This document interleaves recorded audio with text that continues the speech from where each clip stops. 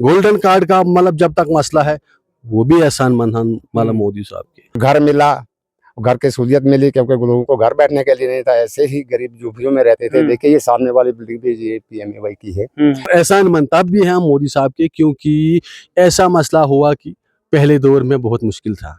अब थोड़ा हम घूमते फिरते, रात को भी कोई चलता है सिर उठा के चलता है। तो हम मोदी साहब का एहसान मंद है, इस वजह से गरीबों को मकान मिले हैं। किसी ने 2 कमरा बनाया, किसी ने 1.5 कमरा बनाया, वो मोदी जी का देन है। क्या नाम हुआ सर? अनायतुल्ला। अनायतुल्ला जी, क्या माहौल, कौन जीत रहा है?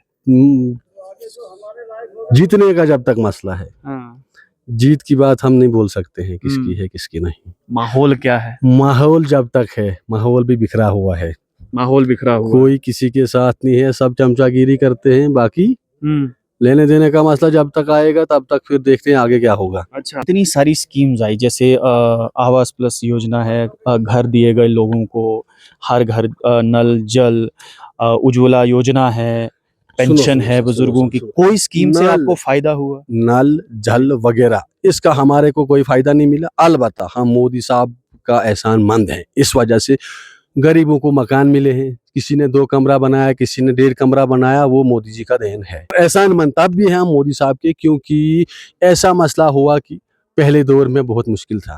अब थोड़ा हम घूमते फिरते, रात को भी कोई चलता है सिर उठा के चलता है। इतना मोदी जी का हमें एहसान है, हम नहीं बोलने वाले हैं। गोल्डन कार्ड का मतलब जब तक मसला है वो भी एहसान मंद हम मतलब मोदी साहब के। फ्री राशन मिला, उसका भी हम एहसान मंद है मोदी साहब। क्या नाम हुआ सर? सर मेरा नाम गिरधारी लाल शर्मा है। गिरधारी लाल जी, जी, क्या माहौल है?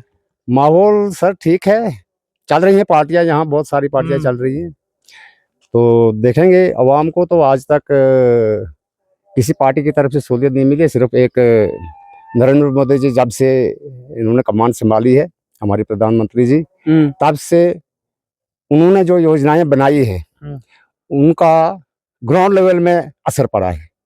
क्या योजनाएं आपको जैसे कि भाजपा की पसंद है? जैसे कि उन्होंने PMAY स्कीमें जो लागू की और घर घर पहुंची, और इस वक्त माने लोगों को घर मिला। हाँ, घर मिला, घर की सहूलियत मिली, क्योंकि लोगों को घर बैठने के लिए नहीं था, ऐसे ही गरीब झुग्गियों में रहते थे। देखिए ये सामने वाली बिल्डिंग भी ये PMAY की है। तो देखिए ये अब कितना खुश हुआ है, बहुत खुश हुए हैं लोग PMAY स्कीम से। तो जो जिनको घर नहीं था उन्होंने अपना घर बना दिया और घर में आराम से बैठ रहे हैं। नंबर दूसरी स्कीम उन्होंने जो किसान क्रेडिट, जो कि पिछली सरकारों ने, उनको इस तरफ ध्यान ही नहीं था, तो इन्होंने लागू की, तो वो ग्राउंड लेवल पर पहुंची। इस वक्त हर किसान को 6,000 की सहूलियत हो रही है सालाना, और उम्मीद है कि इसको और मोदी साहब बढ़ाएंगे और आगे किसानों तक इसको पहुंचाएंगे। इसका लाभ भी ग्राउंड लेवल में असर है। अच्छा, असर है इसका। तो इसके अलावा जैसे ओल्ड एज पेंशन है, 200 से पिछली हुकूमतों के दौरान में 200 रुपए से ऊपर नहीं चढ़ रही थी ये, लेकिन मोदी जी की हुकूमत में ओल्ड एज को 200 से करके 1000 कर दिया, लेकिन 1000 से आप इसको और आगे बढ़ा रहे हैं 3000 तक। उम्मीद है कि मोदी जी इस स्कीम को करेंगे और ये ग्राउंड लेवल में असर है, इसका वोटर को असर। खैर ये तो आप मोदी जी की आप गिना रहे हैं, मोदी सरकार नहीं है। 5 नाम लूंगा मैं। नाम बताइए सर।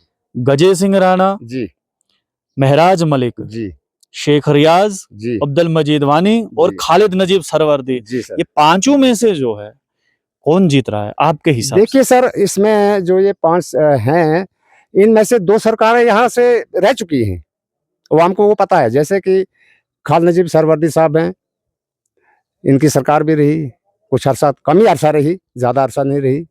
इसके बाद कांग्रेस की हुकूमत रही, यहाँ उनकी सरकार ही रही। आज तो मतलब कांग्रेस की हुकूमत में तो ऐसी योजनाओं का कोई नाम ही नहीं ले रहा था जो कि अवाम को। मैंने आप ये कह रहे हैं कि खालिद नजीब सरवर्दी और अब्दुल मजीद वानी ने काम नहीं किया? नहीं, मतलब इन्होंने भी अपने लेवल से काम किया, लेकिन ग्राउंड पे नजर है ही नहीं, वो काम ही नहीं है।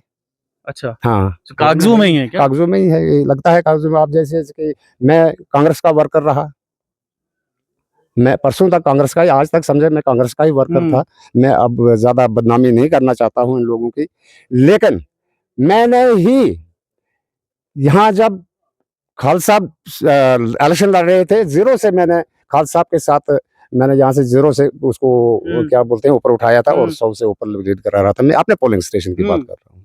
जब मैं इन अवाम जिन लोगों ने क्या बोलते हैं वोट दिए थे, अपना कोई पर्सनल मुझे बेनिफिट नहीं था, मैं पर्सनल अपने लिए कोई बेनिफिट नहीं मांग रहा था, मैं इन्हीं अवाम की मांगे लेकर उनके पास जाता था, तो वो आज के काल के परसों थे, लेकिन अवाम का काम नहीं होता था। अच्छा, आप कह रहे हैं कि पहले आप एनसी के जी, जी, जी, सपोर्टर थे, बिल्कुल, फिर आप बिल्कुल। कांग्रेस के सपोर्टर बिल्कुल, हुए, जब मैंने देखा अब कि किसको सपोर्ट कर रहे आप देखिए मेरी सपोर्ट जो है इस वक्त जो कि हमारे पास ग्राउंड लेवल में काम पहुंचाए, सरकार काम करने वाली जो सरकार है वो है भारतीय जनता पार्टी। अच्छा।